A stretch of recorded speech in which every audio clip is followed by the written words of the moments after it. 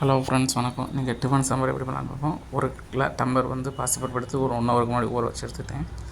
So இது case செலவு மிச்சம் பண்ணும். ஸோ அதனால் ஊற வைக்கிறது. அதோட ஒரு 5 துண்டு சின்ன சின்ன முருங்கைக்காய், ஒரு 5 சின்ன வெங்காயம், கொஞ்சோண்டு விளக்கெண்ணெய், சும்மா உடம்பு சில்னஸுக்காக யூஸ் பண்ணுறது. கொஞ்சம் வரம்பையில் வேணாம், கொஞ்சமாக ஒரு 2 சொட்டு இருந்தால் போதும். அதோட ஒரு அரை ஸ்பூன் மஞ்சத்தூள், 2 பச்சை மிளகாய் சின்னதாக கட் பண்ணி போட்டுட்டு, இதோட நமக்கு ஜீரகம் ஒரு 1/4 ஸ்பூன். இதோட விசில் போட்டு எடுத்துக்கோங்க. ஒரு 3 விசில் இருந்தால் போதும். இதோட தக்காளியை ஒரு மிக்ஸி ஜாரில் அரைச்சி எடுத்துக்கலாம். இப்போ வாங்க சாம்பார் பண்ணலாம்.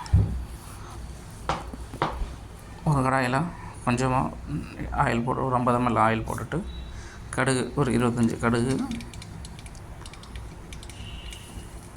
பூண்டு சின்னதாக நறுக்கினது ஒரு 2 பூண்டு நல்லா சின்னதாக நறுக்கிட்டு, இதோட ஒரு 4 சின்ன வெங்காயம் அதையும் நல்லா நறுக்கி போட்டு, கொஞ்சம் நல்லா ஸ்மெல் நமக்கு நல்லா வரும். அந்த ஸ்டேஜில் கருவேப்பிலையை போட்டு வதக்கிட்டு, நாங்கள் ஆல்ரெடி என்ன செஞ்சுருக்கோம், தக்காளி மிக்ஸி ஜாரில் அரைச்சி வச்சுருக்கோம் பார்த்தீங்களா, அதையும் ரெடி பண்ணிக்கலாம். இதில் கொஞ்சம் ஜீரகம் சேர்த்துக்கோங்க.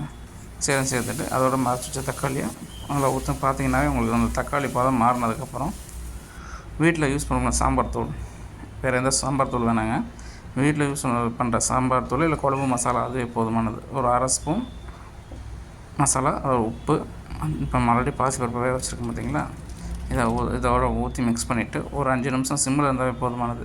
இதில் முருங்கைக்காயை தனியாக எடுத்து வச்சுருங்க, ஏன்னா உடஞ்சிரும். தேவையான அளவு பெருங்காயம், இதில் ஒரு அரை ஸ்பூன் சர்க்கரை, நாட்டு சர்க்கரை, தேவையான அளவு நெய் போட்டுட்டு கொஞ்சோண்டு கொத்தமல்லி இறக்கிட்டு நீங்கள் டிஃபனுக்கு வச்சு சாப்பிட்டு பாருங்கள். சூப்பராக இருக்கும். கடைசியில் முருங்கைக்காய் போட்டு இறக்கிறேன்.